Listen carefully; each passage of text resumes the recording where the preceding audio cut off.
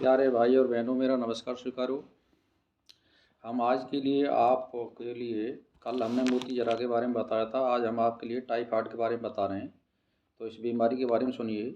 यह एक विदेशी बीमारी है जो अंग्रेज़ों के साथ भारत में आई थी। यह रोग यानी अखाद्य खाने, गंदी और जहरीली हवा में घूमने और रोगी के श्वास एवं पसीने के संपर्क में आने से होता है।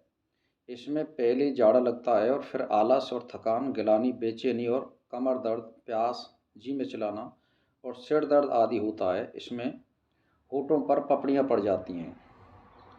तो इसमें क्या है कि आयुर्वेद में इसकी चिकित्सा यानी शल्यपात जो बाय होती है उसकी तरह की जाती है। तो यह रोग विदेशी सड़ा हुआ मांस खाने से, मरे हुए जानवरों के दुर्गंध से एक प्रकार के कीटाणु पैदा होता है जो मनुष्यों की आंतों को प्रभावित करता है। यह 14 दिनों के बाद उभरता है, मतलब 7 दिन तक ज्वर का वेग कम रहता है और यह प्रतिदिन 2 डिग्री आगे बढ़ता है और 1 डिग्री पीछे घटता है। ज्वर के 8वें या 9वें दिन छाती एवं पेट पर गुलाबी रंग की फुंसियाँ उत्पन्न होती हैं। यह रोग तेज होने पर पेट फूल जाता है और तिल्ली बढ़ जाती है, सूखी उबकाई आती है और पीले चकत्ते और दस्त आते हैं, पीले पतले दस्त आते हैं। कानों में सनसनाहट होती है, प्रलाप, हिचकी, शक्तिहीनता, अरुचि, संज्ञाहीनता इसके लक्षण होते हैं। यह ज्वर 21 दिन तक रहता है। यदि इसकी उचित चिकित्सा नहीं की गई तो इसके जाने के बाद रोगी बहरा, लकवे से ग्रस्त और पागलपन का शिकार हो जाता है। यह एक प्राणघातक रोग है। अधिकतर रोगी इसमें मर जाते हैं। सभी रोगियों को फोड़ा, फुंसी, अतिसार आदि नहीं होता है। ये एक संक्रामक रोग है। आयुर्वेद में इस रोग की कोई चर्चा नहीं है। अतः इसके लिए आयुर्वेद चिकित्सा पद्धति को अपनाना ही उचित है। यानी इसमें आधुनिक जो चिकित्सा पद्धति है नई, उसको लेना चाहिए। इसके साथ लक्षणों के अनुरूप आयुर्वेद औषधियों के देने से शरीर का बल समाप्त नहीं होता है, रोगी जल्दी ठीक हो जाता है। यानी आयुर्वेद लक्षणों के अनुसार आयुर्वेद औषधि को देने से शरीर का बल समाप्त नहीं होता है।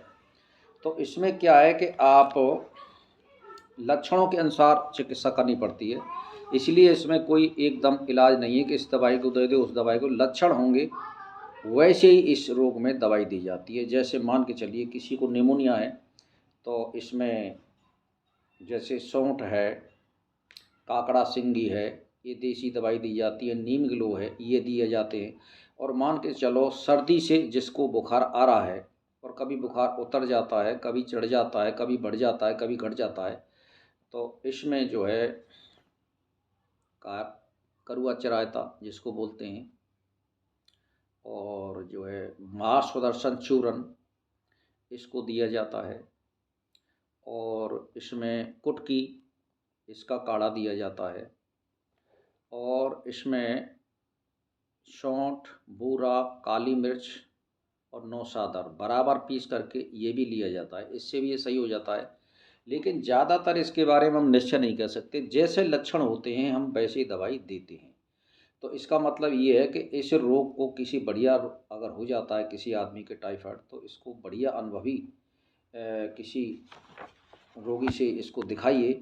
जैसे इसमें लक्षण जो है डेंगू के भी होते हैं, मस्तिष्क ज्वर के भी होते हैं। तो इनके लिए अलग अलग दवाइयों का प्रावधान है।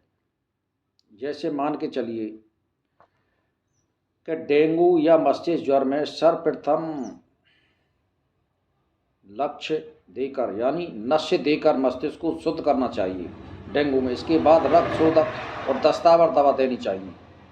काली तुलसी के पंचांग एवं रस, काली मिर्च, शहद के साथ प्रतिदिन खाने वाले व्यक्ति पर मच्छरों और कीट पतंगों का विष दुष्प्रभाव नहीं डाला जाता है। अर्जुन की छाल का स्वरस प्रयोग करने से लाभ होता है, ऐसा एक माना जाता है। फिर दूसरी बात यह है, फिटकरी, छरीला, गंधक, लहसुन, प्याज आदि के मिश्रण को यानी जलाने से सभी प्रकार के मच्छर और कीट पतंगे भाग जाते हैं। इनको भी करना चाहिए इसके पास में। फिर इसमें विशेष चिकित्सा जो होती है ज़्यादातर क्या दिया जाता है, जैसे मान के चलिए कि आपको बताऊं कि डेंगू एक बहुत भयंकर बीमारी है और काला ज्वर और मलेरिया को भांति इसमें जो है दवाई करनी चाहिए। डेंगू की चिकित्सा काला ज्वर और मलेरिया की तरह करनी चाहिए, जो उसमें दवाई दे रखी है उसके अनुसार इसमें करनी चाहिए। तो इसके लिए नुस्खे आपको बताऊं मैं कि पहले नंबर तो ये है नीम गिलो, घीकवार, हरसिंगार, भगरत की कोंपल, 2 गेहूं के कोंपल अंकुर को जड़ पत्ते सहित शहद और घी के अनुपात में शहद के बराबर काली मिर्च पीसकर घोट कर पिएं और शहद के स्थान पर मिश्री भी लिया जा सकता है। ये इस रोग की दवाई हैं ज़्यादातर। तो भाई और बहनों से मैं तो ये कह रहा हूँ, अगर किसी को टाइफाइड हो जाए तो बहुत ही अनुभवी चिकित्सक से दिखाना चाहिए और जैसा लक्षण होगा वैसे इसमें दवाई दी जाती है। इसी के साथ मेरा प्रणाम स्वीकार।